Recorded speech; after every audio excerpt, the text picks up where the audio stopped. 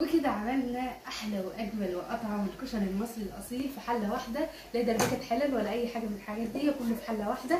وشويه بصل كده مقرمش كده جميل، شايفين القرمشه؟ شايفين الصوت القرمشه؟ ودي شويه بقى ايه صلصه الكشري كده وحلاوتها وطعمتها، وشويه بطاطس مهروسه، بطاطس المدحرجه المهروسه الجميله اللي ماما هي اللي عملتها لي. تمام، خطوه خطوه مع بعض. ولو عجبكم الفيديو ما تنسوش تعملوا لايك واشتراك في القناه. سلام. الكشري المصري الاصيل خطوه خطوه مع بعض. اهو الكشري هنبدا بقى نغرف بقى في الطبق الحلو ده.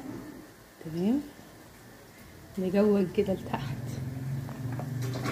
تمام اهو، ونغرف هنا كده بقى. ايوه،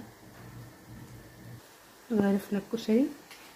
تمام، هنبدا بقى ايه نضيف الصلصه، شويه صلصه كده من فوق كده حلوين، يا حلوياتك يا تكاتك يا طعماتك. تمام، شايفين الحلاوه، شايفين العظمه، التكات والحلويات. متنسوش تعملوا لايك للقناه يعني بليز ارجوكم، عشان كل حاجه جديده كده ايه انزلها تشوفوها. تمام، وهنبدا بقى نضيف الحمص، وهنضيف الحمص من فوق. شايفين البصل المقرمش ده؟ هنضيفه كده من فوق كده بقى، رشه بصل كده حلوه بقى، وبألف هنا.